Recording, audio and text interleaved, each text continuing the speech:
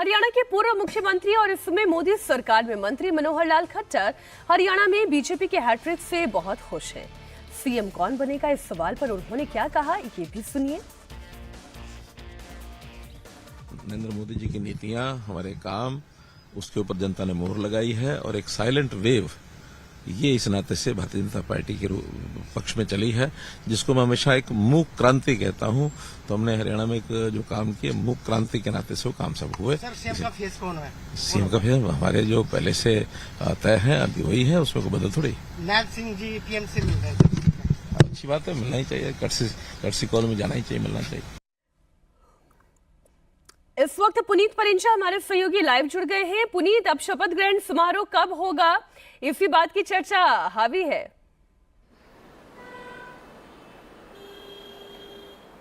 देखिए, अभी शपथ ग्रहण समारोह की डेट तो निश्चित नहीं है, लेकिन जो सूत्र से जो जानकारी मिल रही है 12 तारीख जो है विजयदशमी के दिन अभी तक ये सामने आया है कि जो नई सरकार है वो शपथ ले सकती है। ऐसी जो जानकारी है वो सूत्रों के हवाले से मिल रही है।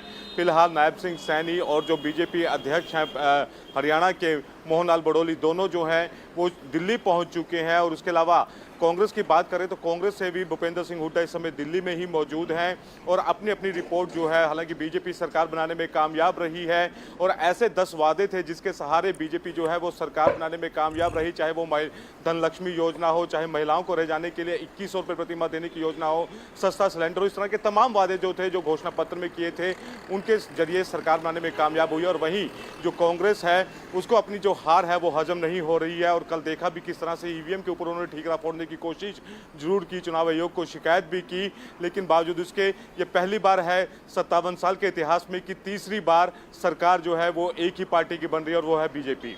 जी हाँ, इसमें तो कोई शक नहीं है पुनीत, लेकिन इस चुनाव में और इस नतीजे में खास बात ये रही कि वो जो जाति के आधार पर तोड़ने की कोशिश हुई वो टूट भी नहीं दिखाई दी।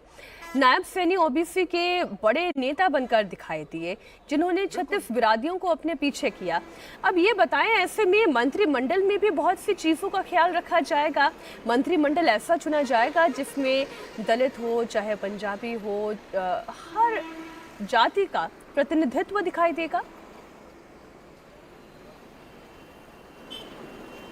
बिल्कुल बिल्कुल, 2014-2019 ये दो ऐसे साल थे जिसमें बकायदा जब मंत्रिमंडल बीजेपी की तरफ से किया गया तो वहां पर हर जाति का जो नुमाइंदा था, कैबिनेट मंत्री था, उनको जगह मिली थी और एक सामाजिक समीकरण बनाने की कोशिश जो थी वो की गई थी। हालांकि इस बार जो नायब सैनी का जो कैबिनेट का जो मंत्रिमंडल था उसमें से 8 मंत्री जो है वो चुनाव हार चुके हैं, सिर्फ 2 ही मंत्री जो है वो चुनाव जीते हैं, चाहे वो महिपाल ढांडा हो या फिर मूलचंद शर्मा हो, इन 2 मंत्रियों ने चुनाव जीता है। ठीक है, इंतजार करते हैं कि मंत्रिमंडल का स्वरूप भी क्या होगा। बहुत शुक्रिया पुनीत आपका पूरी जानकारी के लिए।